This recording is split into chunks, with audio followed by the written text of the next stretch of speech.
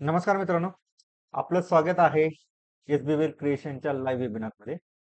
आज आपण forex trading बद्दल बेसिक नॉलेज घ्यायचा प्रयत्न करणार आहे. तर आपण स्टार्ट करूया. पहिलं तुम्हाला माझी ओळख करून दिलेली बरं होईल, कारण आपण कोणाशी बोलतोय किंवा काय आहे माझ्याबद्दल थोडीशी माहिती सांगायला मला आवडेल. तर ती तुम्ही ऐकावी अशी माझी इच्छा आहे. माझं नाव सचिन बोधी आहे. मी सातारा बिलॉंग करतो. मी प्रॉपर सातारामध्ये राहतो. फुल टाइम ट्रेडर आहे, ब्रोकर आहे, टेक्निकल अनालिस्ट आहे. मी गेली 20 वर्ष झालं हे काम करतोय आणि माझी एक स्वतःची स्ट्रॅटेजी आहे. मी गेली 15 वर्ष झालं यूज करतोय आणि त्याच्यात मला चांगलं एक्स्ट्रीम रिझल्ट येतात आणि ती स्ट्रॅटेजी घेऊन मी आता फॉरेक्स ट्रेडिंग मध्ये येतोय. त्याच्याबद्दल आपण सुरुवात करूया. फॉरेक्स ट्रेडिंग मध्ये काय आहे त्याचा प्रयत्न किंवा त्याच्यामध्ये फॉरेक्स ट्रेडिंग मध्ये कसं यूज करायचं आहे किंवा इतर ज्या गोष्टी आहेत त्या हळूहळू मी तुम्हाला एक्सप्लेन करेन. तर दुसऱ्या म्हणजे आपण सुरुवात करूया. फॉरेक्स म्हणजे काय? फॉरेक्स हा दोन शब्दांनी बोलला आहे, फॉरेन आणि एक्सचेंज. ह्या दोन शब्दांनी बनलेला आहे. याचे फॉर एक्झाम्पल, आपण इंडियाच्या बाहेर म्हणजे भारताच्या बाहेर आपण फिरायला गेलो तर आपली करन्सी, फॉर एक्झाम्पल मी अमेरिकेला गेलेलो आहे फिरायला, तर आपली इंडियन रुपीज इथे तर चालत नाही, कारण अमेरिकेची जी करन्सी आहे ती डॉलर आहे. त्यामुळे आपला पैसा तिथं चालणार नाही, तेव्हा आपल्याला तो एक्सचेंज करायला लागणार. आपले इंडियन रुपीज द्यायला लागणार, त्यांचे US डॉलर हे घ्यायला लागणार. ते जे एक्सचेंज होतं त्याला आपण फॉरेन एक्सचेंज म्हणतो. त्याचा दोन्ही शब्दाचा मिळून हा फॉरेक्स हा शब्द बनलेला आहे. ठीक आहे, म्हणजे फॉरेक्सचा अर्थ कळला. फॉरेन प्लस एक्सचेंज हे त्या दोन्ही मिळून शब्द तो फॉरेक्स. ओके, ठीक आहे. आपण नेक्स्ट बघूया. नेक्स्ट, आता फॉरेक्स ट्रेडिंग हे कसं करायचं किंवा कसं होतं किंवा ह्याच्याबद्दल थोडं थोडं आपण स्टेप बाय स्टेप जाऊया. नॅशनल स्टॉक एक्सचेंज NSE सुद्धा आपल्याला फॉरेन फॉरेक्स ट्रेडिंग मध्ये आपल्याला प्लॅटफॉर्म प्रोव्हाइड करते. तो प्लॅटफॉर्म मध्ये काय आहे, तर आपले इंडियन रुपीज जे आहेत त्याला पेअर करून आपण त्याच्यामध्ये ट्रेडिंग करू शकतो. ते कुठले आहेत? USD INR, euro INR, JBP INR आणि GBP INR. हे 4 पेअर्स आहेत. ते आपल्याला नॅशनल स्टॉक एक्सचेंज हे फॉरेक्स ट्रेडिंग म्हणून आपल्याला प्रोव्हाइड करते. ह्याच्यासाठी तुम्हाला सेपरेट अकाउंट पण ओपन करायला लागतं. हे सगळे ब्रोकर तुम्हाला हे प्रोव्हाइड करतात. त्याच्यामध्ये काय आहे की त्याचं टायमिंग आहे सकाळी 9 ते 5 आणि त्याला 100% मार्जिन लागतं. हे कसं की हे पेअर मध्ये ट्रेडिंग होतं. USD INR, euro INR, JP INR, GBP INR. हे आपल्या इंडियन मार्केटमध्ये किंवा नॅशनल स्टॉक एक्सचेंजमध्ये हे केलं जातं. ठीक आहे. नेक्स्ट कुठलं? नेक्स्ट जे फॉरेक्स मार्केट आहे. फॉरेक्स मार्केट हे इंटरनॅशनल मार्केट आहे. इंटरनॅशनल मार्केटमध्ये आपल्याला जर ट्रेडिंग करायचं झालं तर आपल्याला काय काय ऑप्शन अवेलेबल आहेत? तर पहिली गोष्ट आहे की करन्सी मार्केट. करन्सी मार्केटमध्ये तुम्हाला काय बघायला भेटतं? करन्सीमध्ये तुम्ही euro, USD, JPB USD, JPP JPY, USD JBB असे जे पेअर्स आहेत ते करन्सी पेअर मध्ये येतात. त्या करन्सी पेअर मध्ये तुम्ही ट्रेडिंग करू शकता. त्याला फॉरेक्स मार्केटमध्ये हे असे जे प्लॅटफॉर्म आहेत ते म्हणजे बरेचसे ब्रोकर तुम्हाला प्रोव्हाइड करतात. आता आपण स्टेप बाय स्टेप जाऊया. युरो USD JPY हे काय आहे ते. पण मी सुरुवातीला फॉरेक्सची थोडीशी ओळख करून देते की तुम्ही त्याच्यामध्ये काय काय ट्रेडिंग करता येते. हे पहिलं आलं ते करन्सी ट्रेडिंग. करन्सीमध्ये ऑल करन्सी जेवढ्या करन्सी आहेत, युरो आहे, USD आहे, JPY आहे, GBP आहे, AUD आहे, ते त्याच्यामध्ये तुम्हाला ट्रेडिंग करता येईल. ठीक आहे. नेक्स्ट कुठला ऑप्शन आहे आपल्याकडे अवेलेबल? कॉमेक्स. कॉमेक्स मध्ये तुम्ही काय करू शकता? Gold, silver, copper, lead, zinc जेवढे मेटल्स आहेत त्याच्यामध्ये तुम्ही कॉमेक्स मध्ये ट्रेडिंग करू शकता. ठीक आहे. नेक्स्ट काय आहे? एनर्जी. एनर्जी मध्ये काय काय येतं? US ऑइल, नॅचरल गॅस हे तुम्हाला एनर्जी मध्ये तुम्हाला ट्रेडिंग करायला भेटतं. ठीक आहे. आणि दुसरे जे काही अमेरिकेचे जे स्टॉक्स आहेत, ऍपल, टेस्ला, फेसबुक हे काही स्टॉक्स आहेत किंवा जे अवेलेबल आहेत जेवढे स्टॉक मार्केटमध्ये ते तुम्हाला याच्यामध्ये ट्रेड करायला मिळते. इंट्राडे पोझिशनल तुम्ही कसंही करू शकता. हे फॉरेक्स मार्केट झालं. फॉरेक्स मार्केटमध्ये थोडंसं तुम्हाला एक एक्झाम्पल दिलेलं आहे की तुम्ही कशामध्ये करन्सी, कॉमेक्स आणि एनर्जी आणि US स्टॉक्स ह्याच्यामध्ये तुम्ही ट्रेडिंग करू शकता. Just like a Indian market. इंडियामध्ये जसं आपण ट्रेडिंग करतो तसं याच्यामध्ये ट्रेडिंग करू शकतो. ठीक आहे. त्यानंतर नेक्स्ट जाऊया. आता पेअर्स असतात. करन्सी मार्केटमध्ये फॉरेक्स मार्केटमध्ये करन्सीचे पेअर्स असतात. करन्सीचे पेअर्स कसे जोडले जातात? For example euro, USD. Euro म्हणजे युरोपियन युरो. सॉरी, त्याचं आपल्याला पहिले 3 अक्षर आपण ह्याच्या पेअरसाठी घेतले जातात. युरो मधला AUR आणि USD मधला, US डॉलर मधला USD असं हे मिळून हा पेअर बनतो. या पेअर मध्ये तुम्हाला ट्रेडिंग करायचं आहे. आता याच्यामध्ये तुम्ही जर बघितलं तर ह्याच्यामध्ये मेजर पेअर्स हे येतात. मेजर पेअर्स कुठले कुठले, ज्यांना युएसडी म्हणजे युएस डॉलरला कॉम्बिनेशन झाले, त्यांचं पेअर झालंय, ते मेजर पेअर्स आहेत त्याच्यामध्ये. त्याच्यामध्ये euro USD, USD JPY, GBP USD, USD CHF, AUD USD, USD CAD, असे हे मेजर पेअर येतात. ह्याला म्हणजे युएसडी डॉलरचं कॉम्बिनेशन आहे, म्हणजे जवळ दोन्ही पेअर एकत्र केले आहेत, युरो युएसडी. आता याच्यामध्ये बेस करन्सी आणि कॉट करन्सी असतं. बेस करन्सी म्हणजे काय की युरो युएसडी, युरो यातला युरो युएसडी मधला युरो हा तुमची बेस करन्सी आहे. हे बेस करन्सी तुम्ही काय करताय, समजा तुम्हाला युरो युएसडी बाय करायचंय, म्हणजे याचा मतलब काय आहे की तुम्ही युरो बाय करता आणि त्याची कॉट करन्सी कुठली आहे, तर युएसडी आहे. युएसडी ला तुम्ही सेल करता. फॉर एक्झाम्पल युरो बाय केला तर त्याच्या अगेन्स्ट युएसडी सेल झाला, तर युरो मध्ये जर मुवमेंट अपसाइड आली, म्हणजे वरती मुवमेंट आली वरच्या साईडला, म्हणजे तो मार्केट अप गेलं, युरो वाढला, तर तुम्हाला प्रॉफिट होणार. जर तुम्ही बाय केला असेल तर त्याच्या अगेन्स्ट युएसडी काय होणार, तर युएसडी डाऊन होणार आहे.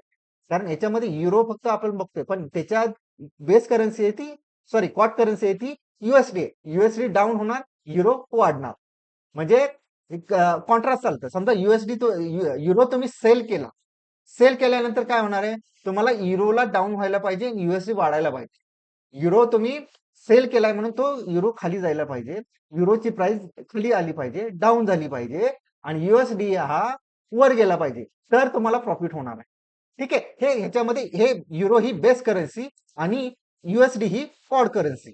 ठीक आहे, आता याच्यामध्ये मेजर पेअर तुम्हाला सांगितले. त्यानंतर आपण नेक्स्ट जाऊया. Minor minor exotic pairs. याच्यामध्ये काय आहे की ज्यांची जोडी ही युएसडी बरोबर जमलेली नाही, म्हणजे GBP, euro GBP, GBP JPY, euro CHF, CHF euro, असे जी कॉन्ट्रास्ट असते, जी जोडी कॉन्ट्रास्ट जमलेली असते, त्याला आपण मायनर किंवा एक्सॉटिक पेअर म्हणतो. याच्यामध्ये लिक्विडिटीचा अभाव असतो, याच्यामध्ये लिक्विडिटी नसते जास्त. याला क्रॉस करन्सी सुद्धा म्हणतो आपण. क्रॉस करन्सी मध्ये कसं आहे की युरो जेपीवाय, जीबीपी जेपीवाय, असं उलट सुलट कसंही ते पेअर्स होतात. असे बरेचसे पेअर्स आहेत मार्केटमध्ये ट्रेडिंग करण्यासाठी.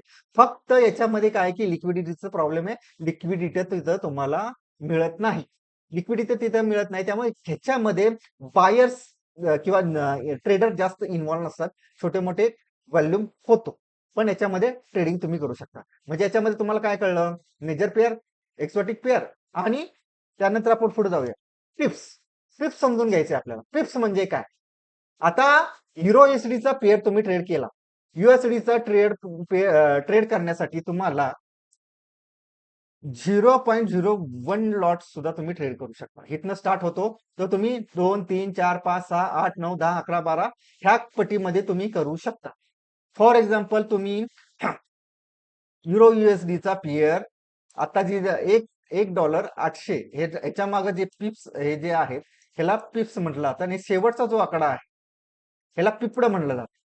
फॉर एक्झाम्पल तुम्ही 1.8 तुम्ही 1 युरोचा लॉट बाय केला आणि तो विकला तुम्ही 1.8 म्हणजे इथं 100 पॉईंटचं गेनिंग झालं. म्हणजे 8,000 नंतर जे आकडे येतात त्याला पिप्स म्हणतो. त्या पिप्स मध्ये 100 पिप्स 100 आले, पिप्स झाला, म्हणजे एका 100 ला ह्याला एक पिप्स म्हणतो आपण. एक पिप कधी होणार आहे तुमचा, तुम्ही 1.8 ला घेतला, 1.8 100 विकला, म्हणजे इथं 100 हा आकडा, हे नंतरचे पिपडच आहे, ते पिपड आहेत, ते जेव्हा 100 होतील, जे पिपड 100 होतील तेव्हा त्याला आपण म्हणेल एक पिपची मुवमेंट झाली. आणि ह्या एक पिपच्या मुवमेंटला 0.01च्या लॉटला तुम्हाला $1 भेटणार आहे. अशा पटी तुम्ही 10, 15, 20, 30, 30, 40, 50 तुम्ही तुमच्या पटी तुमच्या कॅपिटल नुसार ते तुम्ही करू शकता. ठीक आहे, दुसरं एक्झाम्पल काय आहे, दुसरं एक्झाम्पल आपण जर गोल्ड मध्ये ट्रेडिंग केलं, गोल्डचं ट्रेडिंग USD अशा पेअर मध्ये ट्रेड केलं जातो. ठीक आहे, ह्याच्या पेअर मध्ये ट्रेडिंग करताना कसं करायचं असतं, ह्याच्यामध्ये सुद्धा लॉट साईज 0.01 ने स्टार्ट होते. ठीक आहे, 0.01 ने स्टार्ट होते, तसं तुम्ही मल्टिपल करू शकता, 2, 3, 4, 5, 6, 8, 9, 10, 12, तुम्ही अशा कितीही पटी तुम्ही ते घेऊ शकता. ठीक आहे, हे झालं. ह्याच्यामध्ये आपल्याला प्रॉफिट कसा होतो, 0.01चा मी एक लॉट घेतला आणि तो घेतला आहे मी 2400ला. ह्याच्यामध्ये 2400च्या पुढं डॉट, इथं तुम्हाला भरपूर असे आकडे भेटतात 0.75 वगैरे किंवा 0.0 असे आकडा असतात. ठीक आहे. हे एक पिपड असतं 0.850 वगैरे असे पिपड ह्या पद्धतीने तुम्हाला तिथं ट्रेड करायला मिळणार. ठीक आहे. ज्यावेळेस तुम्ही आपण राऊंड फिगर हे फिगर पकडूया. ही जी फिगर आहे ही राऊंड फिगरच पकडूया. तुम्ही 24 ला बाय केला. तुम्ही 0.01 नी सॉरी 0.01 नी एक लॉट बाय केला. मिनी लॉट आहे हा. एक लॉट तुम्ही बाय केला आणि तो विकला तुम्ही 2401 ला. सॉरी 2401 ला विकला. तुम्ही 24 ला बाय केला आणि 2401 ला विकला. तर याच्यामध्ये एक पिपची मुवमेंट झाली. या एक पिपच्या मुवमेंट मध्ये तुम्हाला $1 प्रॉफिट होणार आहे. म्हणजे 2400 ला घेतला 2401 ला विकला तर एक एक पिपचे मुवमेंट झाले त्याच्या गोल्ड मध्ये तुम्हाला हे $1 प्रॉफिट होणार. हे पिप्सचं कॅल्क्युलेशन झालं. याच्यानंतर पुढे काय आहे आपण बघूया. हे पिप्स माझ्यामध्ये तुमच्या सगळ्यांच्या लक्षात आलेलं असेल. ठीक आहे. त्यानंतर फॉरेक्सच का ट्रेडिंग करायचं ह्याला एक फार मोठे रिझन्स आहेत ते तुम्हाला सांगितलेलं मला बरं पडेल. ठीक आहे. फॉरेक्सचं वेळेचं बंधन नाही. पहिली गोष्ट वेळेचं बंधन नाही. कारण काय 24 आवर्स चालतं मार्केट. तुम्ही कधी ऑफिस गोवर असाल, कॉलेज गोवर असाल किंवा इव्हन काही तुम्ही नोकरी पेशा लोक असाल तरी तुम्ही तुमच्या पद्धती सकाळी तुम्हाला 10 वाजेपर्यंत टाइम आहे, 11 वाजेपर्यंत टाइम आहे, तरी तुम्ही सकाळच्या मॉर्निंग सेशन मध्ये ट्रेड करू शकता. नंतर तुम्ही 6 नंतर आला मार्केट घरी घरी आल्यानंतर तुम्हाला वाटलं तर रात्री 11:30 12 पर्यंत सुद्धा तुम्ही ट्रेडिंग करू शकता. म्हणजे वेळेचं बंधन नाही. तुमच्यानुसार तुम्ही पद्धतीनं तुमच्या जशी सोयी होईल त्या पद्धतीनं तुम्ही याच्यामध्ये ट्रेडिंग करू शकता. ठीक आहे. ह्याच्यामध्ये दुसरं काय ऑप्शन आहे दुसरं काय बेनिफिट आहे कमी भांडवल लागतं. ह्याच्यामध्ये 200 टू 2100 टाइम्स सुद्धा तुम्हाला लेव्हरेज भेटतं. ते पण त्याला रिस्क मॅनेजमेंट केलं तर तो प्रॉफिट चांगला आपण गेन करू शकतो. ठीक आहे. लेव्हरेजचा विषय जर झाला तर ₹1 तुम्हाला $200 सॉरी ₹200 भेटणार आहे. आता इंडियन मार्केटमध्ये तुम्हाला लेव्हरेज हा प्रकार मिळतच नाही. तुम्हाला हे 100% मार्जिन द्यायला लागतं. त्यामुळे कसं लेव्हरेजचा फायदा घेऊन तुम्ही कमी कमी भांडवल यूज करून तुम्ही जास्तीत जास्त गेन करू शकता. त्यामुळे हा लेव्हरेजचा बेनिफिट तुम्ही घेतला किंवा रिस्क मॅनेजर वापरली तर तुम्हाला याच्यातनं मालामाल व्हायला तुम्हाला कोणीही अडवू शकतो. अजून एक ऑप्शन बेनिफिट्स काय आहे तर चार्ट सगळ्या रणनीती चालत. म्हणजे थोडस सांगायचं सगळ्या स्ट्रॅटेजीज आहेत ज्या चार्ट्स वरती आपण अप्लाय करतो त्या सगळ्या ह्याच्या इथं चालतात. कारण इथं कुठलंही मॅनिप्युलेशन होत नाही. मॅनिप्युलेशनचा अर्थ काय की कुठलाही फॉर एक्झाम्पल इंडियन मार्केटमध्ये पूर्ण मॅनिप्युलेशन होतं. कुठलाही स्टॉक वाढवण्यासाठी कुठलं काही करण्यासाठी किंवा ऑप्शन मध्ये ट्रेडिंग करण्यासाठी मोठे मोठे प्लेयर्स हे तुमचे हे मॅनिप्युलेशन केलं जातं. पूर्णतः उद्या समजा कुठल्या मोठ्या प्लेयर्सने असं ठरवलं की मला हे मार्केटला आज ह्या पद्धतीने इथपर्यंत न्यायचंय तर एखादा मोठा ग्रुप तो त्या पद्धतीने तसं ट्रेड करू शकतो. मार्केटला हलवू शकतो. ठराविक चार्ट्सला तो ठराविक स्टॉकला तो पूर्णपणे हलवू शकतो. कारण त्याची तेवढ्याकडं ताकद आहे. ठीक आहे. ह्यानंतर आता पुढे गेल्यानंतर आपल्याला काय लक्षात येईल की हे जे चार्ट्स हे सगळ्या रणनीती चालतात. कारण हा चार्ट 24 आवर्स चालू असतो. ह्याला मध्ये कुठेही gap up, gap down, whatever काहीही नसतं. हे पूर्णतः हा कंटिन्यू चार्ट असतो. कंटिन्यू चार्ट असल्यामुळे समजा कोणी कुठला तुम्ही इंडिकेटर वरती काम करता तो इंडिकेटर डिस्टर्ब होत नाही किंवा तुमची अजून कुठली स्ट्रॅटेजी जर लावत असाल ती स्ट्रॅटेजी इथं फेल होत नाही. कारण हा चार्ट हा त्या पद्धतीने म्हणजे कंटिन्यू असल्यामुळे तो चालतो. ठीक आहे. तुम्ही इंडिकेटर वगैरे किंवा काय ह्या ज्या गोष्टी आहेत ते मग त्या सक्सेसफुल असतील तर इथं त्याच्या म्हणजे बाकीच्या मार्केटपेक्षा फॉरेक्स मार्केटमध्ये हे जास्त चालणार आहे. जास्तीत जास्त तुम्ही ह्याच्यामध्ये तुम्ही ट्रेड करून प्रॉफिट मिळवू शकणारे तुमची कुठलीही स्ट्रॅटेजी असेल तर. ठीक आहे. आता हे ज्या गोष्टी होत्या ह्या मला तुम्हाला सांगायच्या होत्या की फॉरेक्स मार्केट काय, फॉरेक्स ट्रेडिंग कसं करायचं किंवा फॉरेक्सचे फायदे काय हे मला तुम्हाला समजून सांगायचं होतं. आणि याच्यामध्ये तर आपण बघितलं काय काय बघितलं आज थोडंसं रिव्हिजन करूया. फॉरेक्स म्हणजे काय फॉरेन आणि एक्सचेंज ह्याचा मिळून बनलेला शब्द आहे तो फॉरेक्स. फॉरेक्स मध्ये इंडियन मध्ये आपण ट्रेडिंग करू शकतो. इंडियन मार्केटमध्ये एनएससी आपल्याला प्रोव्हाइड करते. युएसडी येणार, युरो येणार, जेपी येणार, जेपीपी येणार हे आपल्याला इंडियन मार्केट प्रोव्हाइड करतो. त्यानंतर फॉरेक्स मध्ये कुठे कुठे करन्सी मध्ये ट्रेडिंग करू शकता, कॉमर्स मध्ये ट्रेडिंग करू शकता, एनर्जी मध्ये ट्रेडिंग करू शकता, अमेरिकन स्टॉक मध्ये सुद्धा ट्रेडिंग करू शकता. त्यानंतर बेस करन्सी आणि क्वाड करन्सी. बेस करन्सी म्हणजे जी पहिली करन्सी आपण बाय करणार आहे ती बेस करन्सी असते. त्याच्यानंतरची जी दुसरा पेअर बनलेला असतो त्याला क्वाड करन्सी पेअर म्हणतो. त्याच्यामध्ये मेजर पेअर असतात euro USD, JPB, USD JPY, JBP USD, USD CHF, AUD USD आणि युएसडी कॅट. ठीक आहे. त्यानंतर आपण मायनर पेअर शिकलो. हे सांगितलं तुम्हाला युरो जीबीपी, जीबीपी, जेपीवाय असे क्रॉस पेअर असतात, त्याला आपण मायनर किंवा एक्सॉटिक पेअर म्हणतो. ठीक आहे. त्यानंतर आपण पेअर्स मध्ये ट्रेड केल्यानंतर तुम्हाला हे पेअर्स मध्ये पाइप्स जो आहे, पिप्स जो आहे, पिप्स मध्ये काय फरक आहे, पिप्स मध्ये आपण कसं ट्रेड करू शकतो हे तुम्हाला सांगितलंय. युरो युएसडी मध्ये कसं ट्रेड करायचं आहे आणि गोल्ड मध्ये कसं ट्रेड करायचं आहे. आपण मेजर ही युरो युएसडी ही सगळ्यात जास्त ट्रेडिंग होणारी करन्सी आहे. हा जो पेअर आहे हा सगळ्यात जास्त म्हणजे सगळ्यांचा फेवरेट आहे. सगळ्यात जास्त याच्यामध्ये ट्रेडिंग केलं जातं युरो युएसडी मध्ये. ठीक आहे. आणि त्याच्यानंतर गोल्ड, गोल्ड मध्ये सुद्धा सगळ्यात हेवी व्हॉल्यूम हा गोल्ड मध्ये असतो. फॉरेन सॉरी कॉमिक्स मार्केटमध्ये. कॉमिक्स मार्केटमध्ये सगळ्यात जास्त व्हॉल्यूम असणारी जर कुठली हे असेल तर गोल्ड आहे. त्यात सगळ्यात मोठा हेवी व्हॉल्यूम असतो. त्याबद्दल मी फॉरेक्सचे फायदे तुम्हाला काय आहेत तेही सांगितले. आता हे झालं बेसिक नॉलेज आहे हे फॉरेक्सचं. ह्याच्या ऍक्च्युअल जेव्हा आपण आपला क्लास स्टार्ट करू तर त्याच्यामध्ये आपण पुढे जाऊन या सगळ्या गोष्टी शिकणार आहोत. त्याच्यामध्ये टेक्निकल अनालिसिस असेल, फंडामेंटल अनालिसिस. फंडामेंटल अनालिसिस मध्ये तुम्हाला काय करायचंय, फंडामेंटल अनालिसिस मध्ये ज्या वेळेस फॉरेक्स फॅक्टरी म्हणून नावाची एक ही आहे, तुम्हाला इथे दाखवूनच देतो. ठीक आहे. चलो आपण ते बघूया. फॉरेक्स फॅक्टरी मध्ये आपण जाऊया. Forex factory. ठीक आहे. फॉरेक्स फॅक्टरी बद्दल पण मी तुम्हाला माहिती देतो. ठीक आहे. ही फॉरेक्स फॅक्टरी, हा फॉरेक्स फॅक्टरीचा चार्ट ओपन होता. चार्ट ओपन झाल्यानंतर तुम्हाला